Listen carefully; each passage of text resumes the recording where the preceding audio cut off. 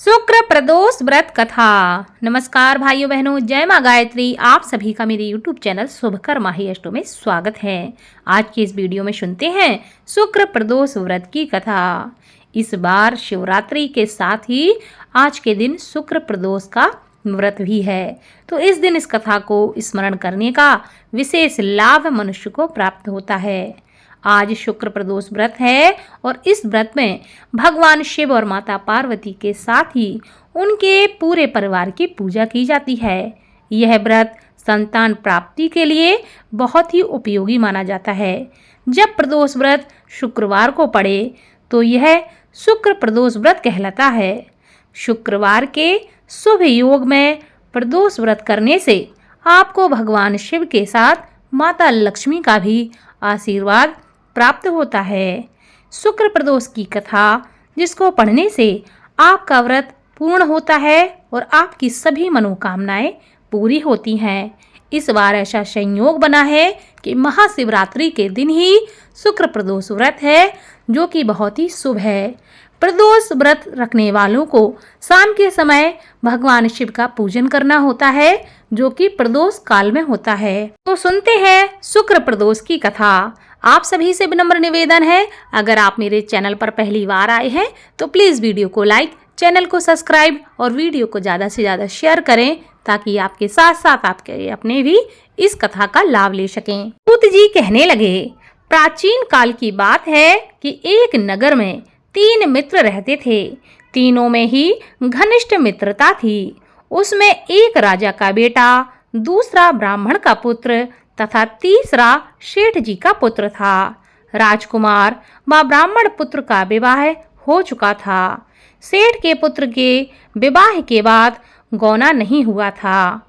एक दिन तीनों मित्र आपस में स्त्रियों की चर्चा कर रहे थे।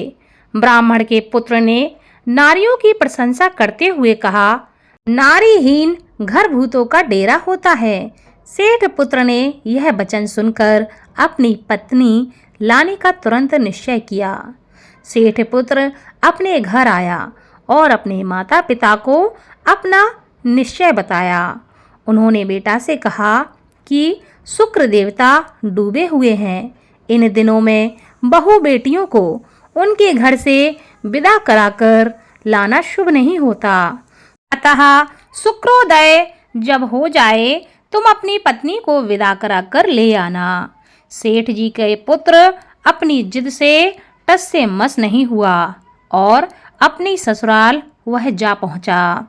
सास ससुर को उसके इरादे का पता चला तो उन्होंने उसे समझाने का बहुत प्रयास किया, लेकिन उनका दामाद उनकी एक भी बात सुनने को तैयार ही नहीं था। अतः उन्हें विवश होकर अपनी कन्या को विदा करना पड़ा। ससुराल से विदा होकर पति पत्नी नगर से बाहर निकले ही थे कि उनकी बैलगाड़ी का पहिया टूट गया और एक बैल की टांग भी टूट गई। पत्नी को भी काफी चोट लग गई। सेठ जी के पुत्र ने आगे चलने का प्रयत्न किया, तभी डाकुओं से उसकी भेंट हो गई और वे धन धान्य लूट कर ले गए।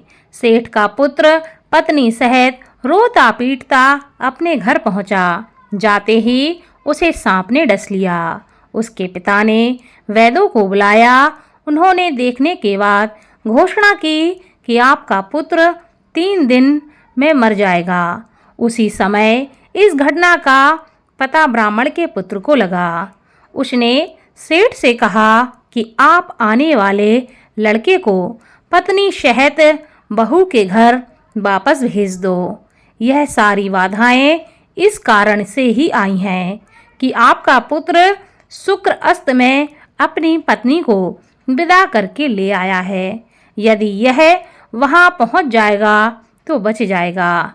सेठ को ब्राह्मण पुत्र की बात जच गई और उन्होंने अपनी पुत्र वधू और पुत्र को वापस लौटा दिया। वहां पहुंचते ही सेठ पुत्र की हालत ठीक होने लगी। तत्पश्चात उन्होंने शेष जीवन साथ में सुखपूर्वक बिताया और मृत्यु के बाद स्वर्ग लोक को गए। शुक्र प्रदोष व्रत को करने से भगवान शिव जी की विशेष कृपा प्राप्त होती है। इनका पूजन अर्चन इस दिन करने से आपके सभी मनोरथ पूर्ण होते हैं। माता गौरी का इस दिन अगर आप पूजन करते हैं तो आपको अखंड सौभाग्य की प्राप्ति होती है। आप अगर संतान सुख से वंचित हैं तब भी आप प्रदोष का व्रत कर सकते हैं। प्रदोष एक ऐसा व्रत है जिसमें शिव परिवार की पूजा करके आप अपने जीवन के समस्त मनोरथों को पूर्ण कर सकते हैं और आपके जीवन में कोई कष्ट है तो उसको दूर कर सकते हैं। बोलो ओम नमः शिवाय, हर हर महादेव।